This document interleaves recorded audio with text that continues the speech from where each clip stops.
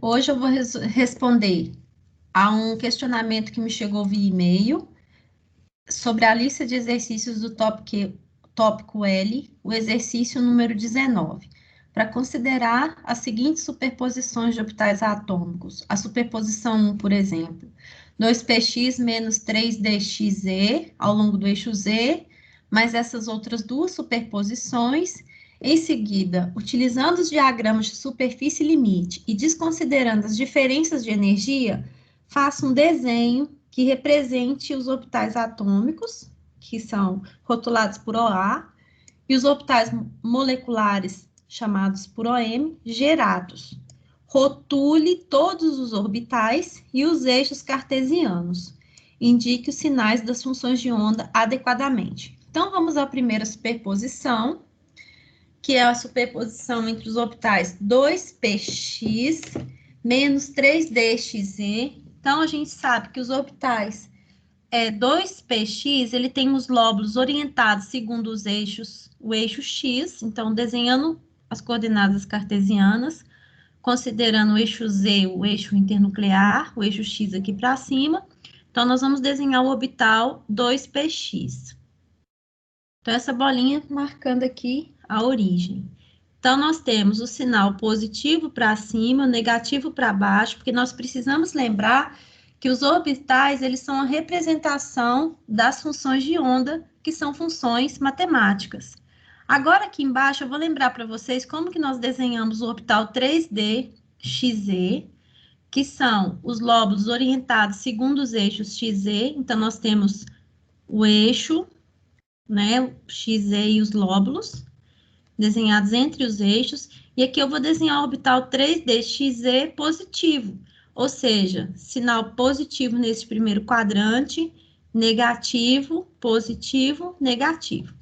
Então, aqui, o exercício pede para a gente desenhar menos 3dxe. Isso significa que eu vou inverter os sinais da função de onda aqui no meu orbital 3dxe. Então, aqui a gente tem o eixo Z, o eixo X, os lóbulos desenhados entre os eixos, né? E aqui eu vou colocar o sinal. Então, se aqui é o orbital mais, né, 3dxe, o menos vai ser multiplicado por menos. Então, onde era mais, vira menos, menos fica mais, aqui vai ser menos e aqui vai ser mais. Então, agora eu vou desenhar o resultado. Então, lembrando que aqui eu tenho 2px, que é um orbital atômico.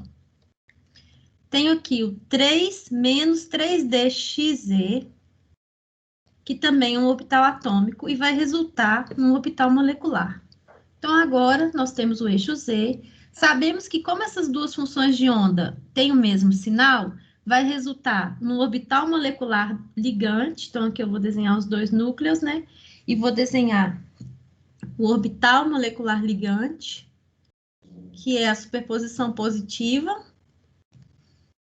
E aqui vou ter uma diminuição da densidade eletrônica.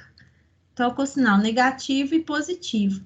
Então, essa superposição, a gente vê que ela é uma superposição frontal, né? Porque está superpondo esse lóbulo com esse lóbulo. Então, nós temos o orbital molecular gerado, é do tipo orbital molecular ligante, do tipo π.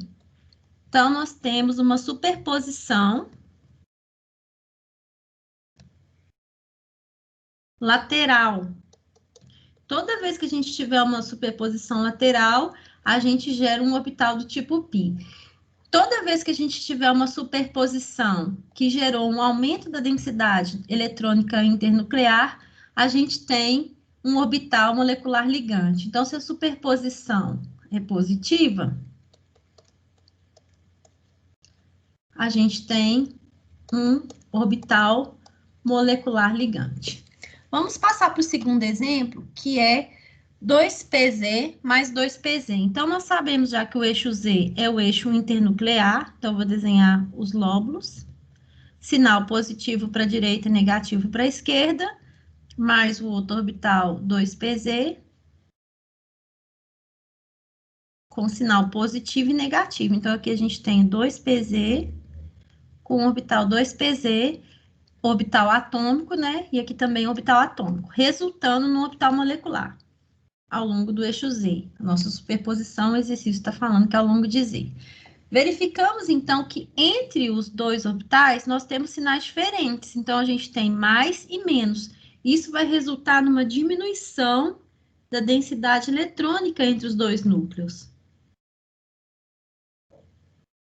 gerando um orbital molecular antiligante. Então, aqui a gente tem menos, sinal mais, sinal menos, sinal mais. Então, a gente tem gerando um orbital molecular antiligante, porque a superposição é negativa, ou seja, diminuiu a densidade eletrônica na região internuclear, e a gente também viu que esse é um orbital molecular antiligante do tipo sigma, porque é a superposição frontal. Então, a gente viu também que a gente tem uma superposição frontal. Então, isso gera orbitais do tipo sigma. Passamos para o terceiro exemplo, que é a superposição de três orbitais. Então, nós vamos lá, começando com 3D, XY. Então, nós vamos desenhar o Y aqui e o X para facilitar. Então, orbital 3D, XY. Então, vamos desenhar os lóbulos entre os eixos, positivo, negativo, positivo, negativo. Interagindo com o orbital 2px, então, a gente vai desenhar o Y e o X aqui. Então, X... positivo para cima, negativo para baixo, e o menos 3DXZ. Então, XY, desculpa, 3DXY. Então, eu vou lembrar para vocês como que é o orbital positivo 3DXY, Y, né, aqui, desculpa, X. Então, nós temos os lóbulos. Então, positivo no primeiro quadrante, negativo, positivo, negativo. Então, se o orbital que está pedindo é o menos 3dxy, então eu vou inverter os sinais da função de onda dos lóbulos. Então, vai ser negativo, positivo, negativo, positivo. Agora, vai resultar no orbital molecular. Então, eu sei que a superposição está ocorrendo ao longo do eixo Y, por isso que eu desenhei primeiro o eixo Y.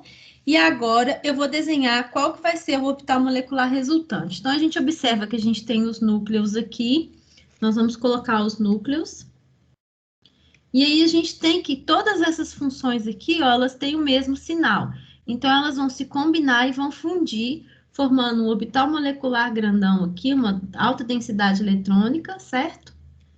Com o sinal positivo em cima, negativo embaixo.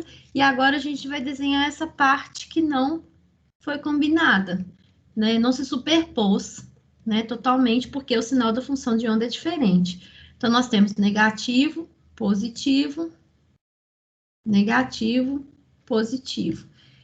Como essa superposição é do tipo lateral, nós temos a formação de um orbital molecular ligante do tipo π. Então, do tipo π, superposição lateral.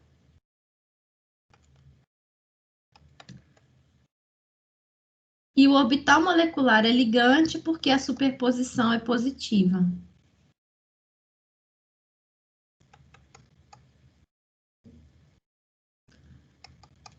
É isso, pessoal. Bons estudos e até a próxima aula.